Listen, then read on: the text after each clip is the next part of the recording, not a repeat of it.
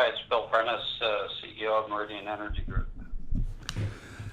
Outstanding, and thank you very much for joining us. I know we do well, first of all, before we get into kind of the year in review a little bit, one of the things that I like to tell people that when they ask us why do you cover so much of Meridian Energy Group and the Davis Refinery, when you really take a step back and look at it, number one, this is the first refinery in 50 years. That is extremely newsworthy.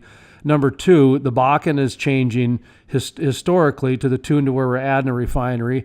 And number three, when a refinery comes, it creates so much economic opportunity and family opportunity through the ripples that this is going to be something we're going to be reading about in history books, not only in newspapers and on the radio and television and internet, but I truly, truly believe that what you guys are doing and what's happening in Belfield, North Dakota, and in the Bakken is going to be read about by my kids in history class one day. Do you guys ever take a step back and realize that, or do you disagree with that as far as the historical precedent of what's going on?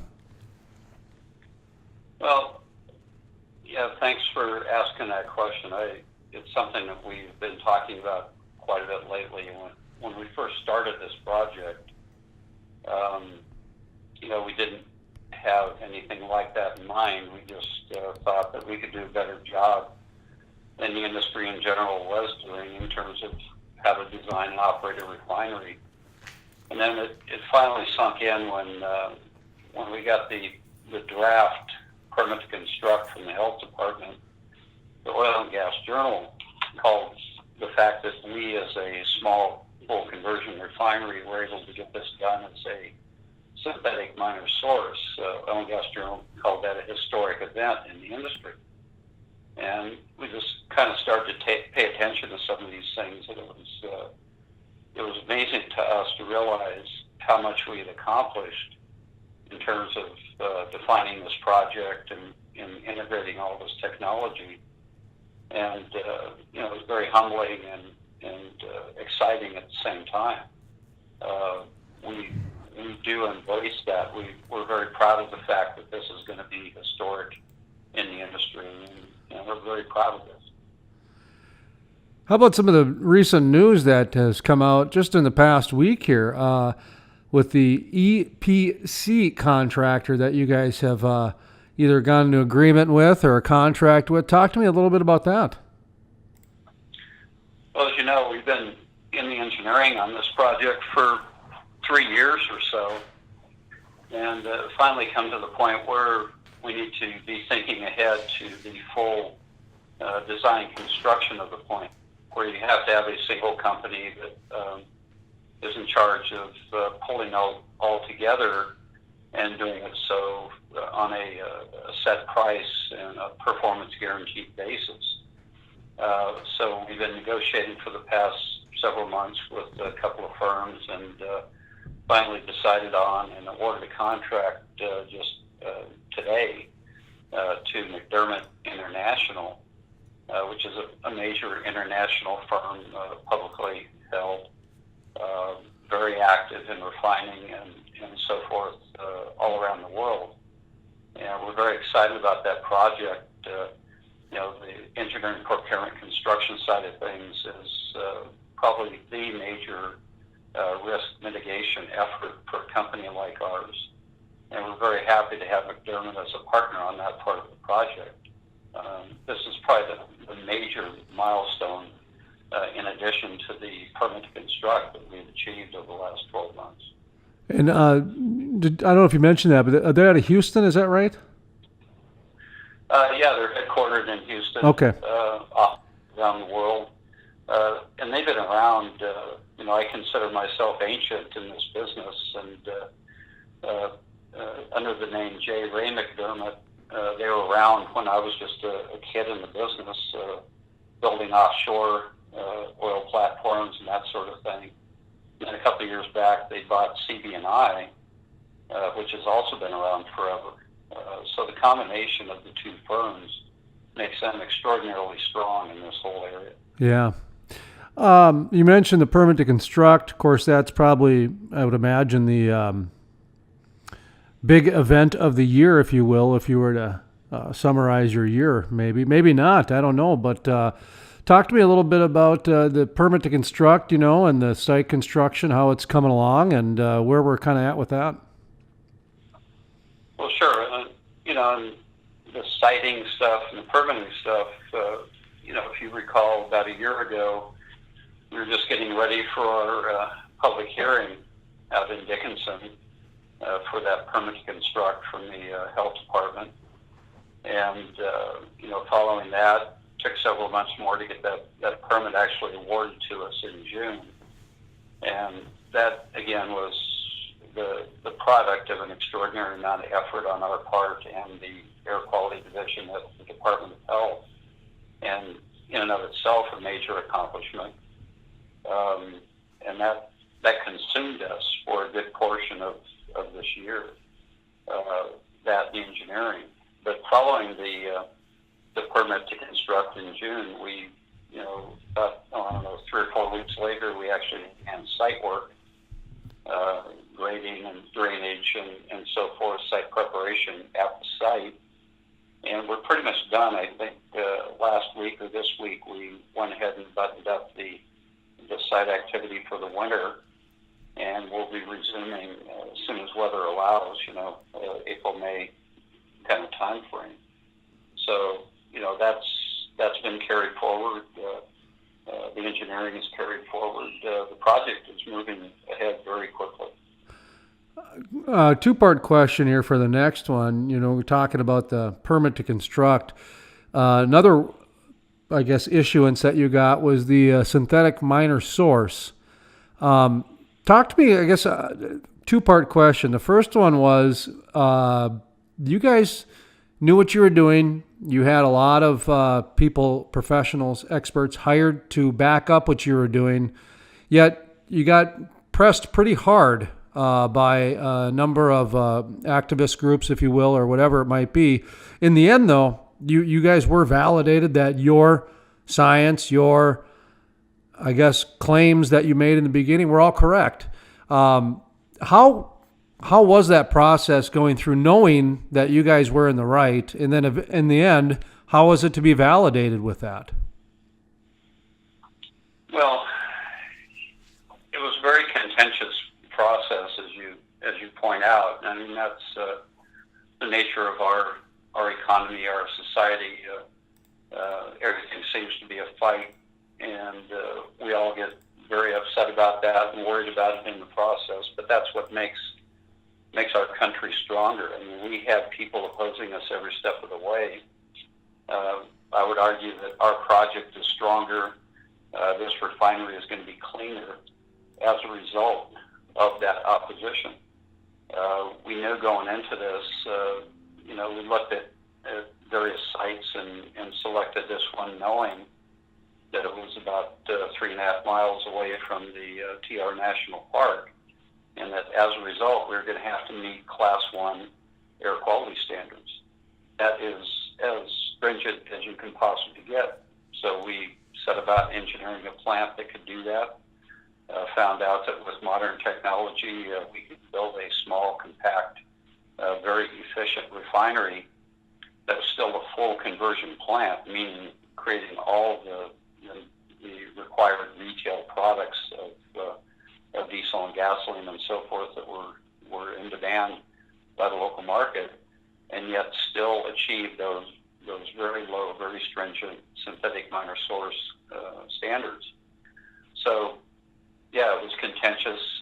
We knew that was going to be a challenge, but we faced it, and we invested a lot to make sure this project was going to meet those requirements.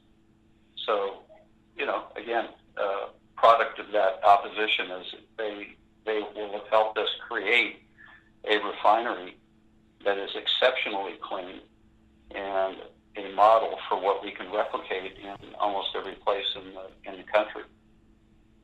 What are you hearing from some of the locals, by the way? I know that, a year ago, they were very much in favor of it. Flash forward a year. Are they still, as much in favor of it now that they've had a year or two digest it? Has anybody come forward with any complaints, or are they still, showing up to the meetings and giving you guys a pat on the backs and saying, let's get this thing built? Well, we're in the litigation phase on several of our permits. That was anticipated. We seem to be holding our own. So we're kind of out of the public appearance sort of business on this part of the project. Whenever there's any kind of a hearing or anything like that, we still have people showing up in support of the project, and we're very grateful for that. But by and large, everybody's just kind of waiting for us to get a little bit more showing up in the field to demonstrate that this project is actually getting built. So, as of right now, everybody that drives by will occasionally comment back to us that they're happy to see the earthwork being done. But I think everybody's going to be a lot happier when they see steel going up and see people getting hired. You mentioned litigation, and in our previous interview, you brought up that was kind of the new normal.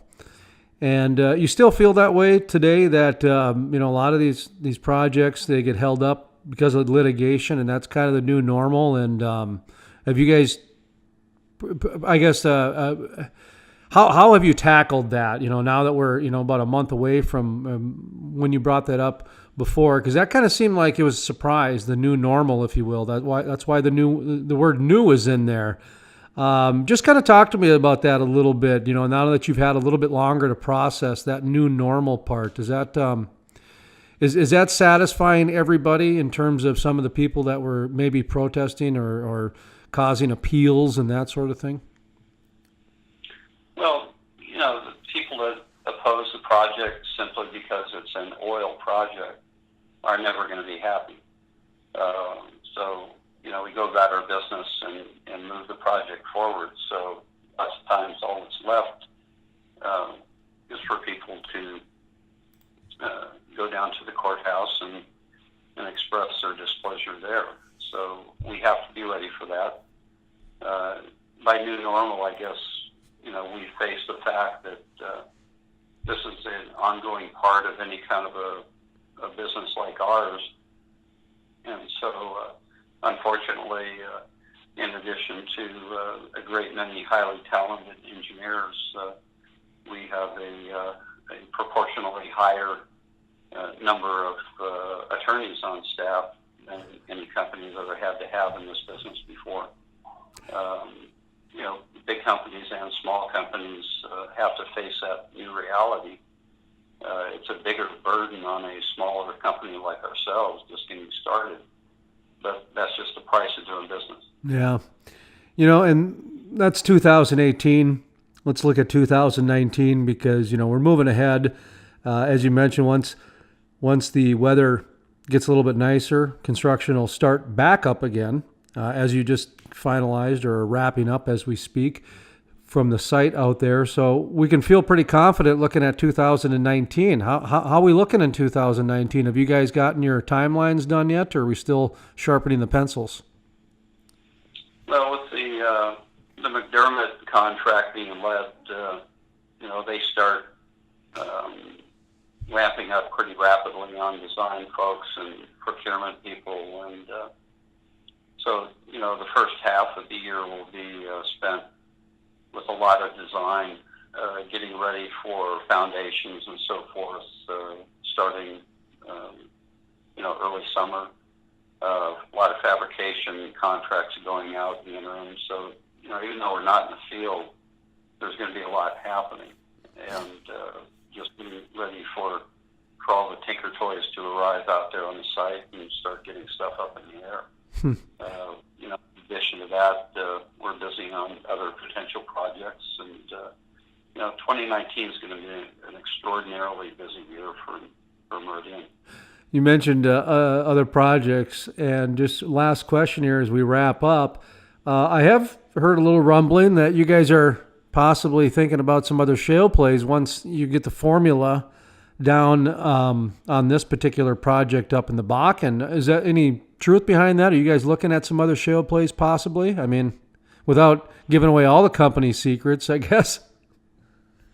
Well, it's an open secret. I mean, you can't spend as much money as we did engineering Davis and not want to amplify your return on that investment through other projects. So, I would say that all of the major shale areas in the United States are under review right now.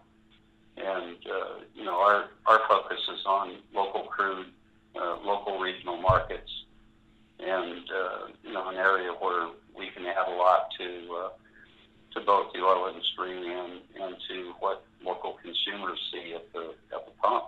So, all of the shale areas in the U.S. are under review right now. Any final words, last thoughts, as far as we wrap up 2018 and look forward to 2019? I can remember talking to you a couple of years ago and just saying that we were extremely happy to be becoming part of the Bakken and part of the North Dakota business community, and I still feel that way. We're eager to get going out there and grateful for all the support that we've seen.